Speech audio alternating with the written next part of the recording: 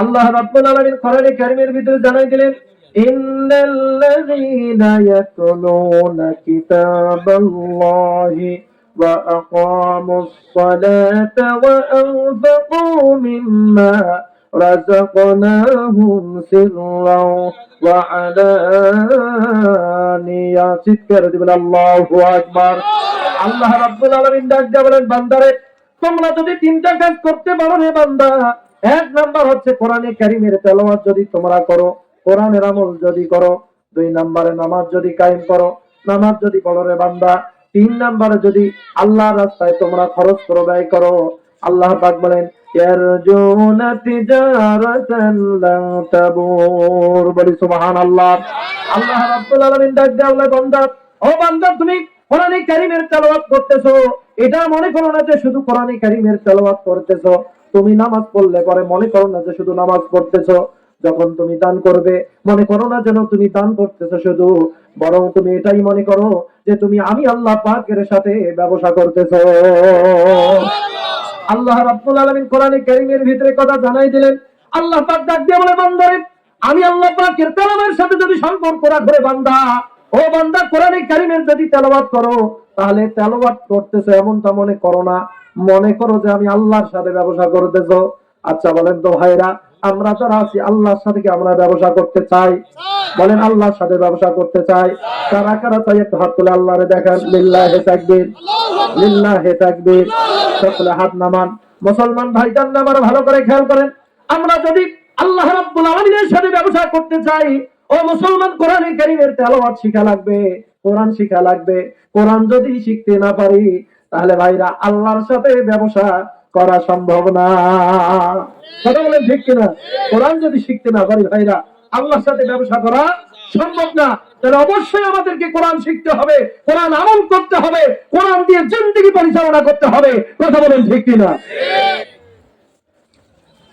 আল্লাহর পয়গম্বর হাদিসে বলছেন, দেখেন কিয়ামতের ময়দানে আমি আপনি যখন উঠে যাব, আমার আল্লাহ রাব্বুল আলামিন কিয়ামতের ময়দানে এই দুনিয়ার জীবনে আমরা যে নামাজ আদায় করেছি, কোরআনে কারীমের তেলাওয়াত করেছি, আল্লাহ পাক কিয়ামতের ময়দানে আমাদের এই তেলাওয়াতের সওয়াবটাকে একজন মানুষের আকৃতি দিয়ে তুলবেন। সুবহানাল্লাহ বলেন। মুসলমান ভালো করে খেয়াল করেন, আমার আল্লাহ রাব্বুল আলামিন কোরআনে কারীমের ভিতরে বললেন, ও বান্দা কোরআনে কারীমের তেলাওয়াত করলে পরে আমি আল্লাহ পাকের সাথে ব্যবসা করা হয়। আল্লাহর পয়গম্বর হাদিসে এই কথাটাই বলছেন ভাইরা। আল্লাহর পয়গম্বর বলেন, কিয়ামতের ময়দানে ঈমানদার বান্দা যখন উঠে যাবে, ঈমানদার বান্দার কাছে একজন ব্যক্তি গিয়া তাকে বলবে, ওই আল্লাহর বান্দাকে ডাক দিয়া বলবে, এই বৃদ্ধ লোকটা, হে আল্লাহর বান্দারে তুমি কি আমাকে চেনো? আল্লাহর পয়গম্বর বলছেন, বৃদ্ধ লোকটা বলবে, হাল তারিফুনি, আমাকে আপনাকে গিয়া বলবে যে আল্লাহর বান্দা তুমি কি আমাকে চেনো? আমি আপনি জবাব দেব, না না, তোমাকে তো আমি চিনি না, কখনো তোমার সাথে দেখা হয় নাই, সাক্ষাৎ হয় নাই, তোমাকে কেমনে চিনবো আমি? ভাই আমার ভালো করে খেয়াল করে, আল্লাহর পয়গম্বর বলে সেদিন ওই বৃদ্ধ লোকটাকে ডাক দিয়া বলবে, আল্লাহর বান্দারে দুনিয়ার জীবনে যে কোরআনে কারীমের তেলাওয়াত করছিলা, ওই কোরআনে কারীমের তেলাওয়াতের সবটাকে আল্লাহ পাক আজকে আমাকে একজন বৃদ্ধ মানুষের আকৃতি দিয়া তুলছেন। ভালো করে খেয়াল করেন মুসলমান। আল্লাহর পয়গম্বর বলেন, লোকটা তার সাথে এইভাবে কথা বলতে থাকবে, আল্লাহ পাক তোমার কোরআনে কারীমের তেলাওয়াতের সবটাকে বৃদ্ধ মানুষের আকৃতি দিয়া তুলছেন। দুনিয়ার জীবনে আল্লাহর সাথে ব্যবসা করেছিল, প্রত্যেক ব্যবসায়ী ব্যবসা করলে পরে প্রফিট পায় কি পায় না? বলেন তো পায় কি পায় না? আল্লাহর পয়গম্বর হাদিসের ইবারতে এই কথাটাই বলছেন। ওই লোকটা কিয়ামতের ময়দানে ডাক দিয়ে বলবে, আল্লাহর বান্দারে দুনিয়ার জীবনে প্রত্যেক ব্যবসায়ী যারাই আল্লাহ পাকের সাথে ব্যবসা করেছে, প্রত্যেক ব্যবসায়ী তার ব্যবসা অনুযায়ী আজকে প্রফিট পাবে।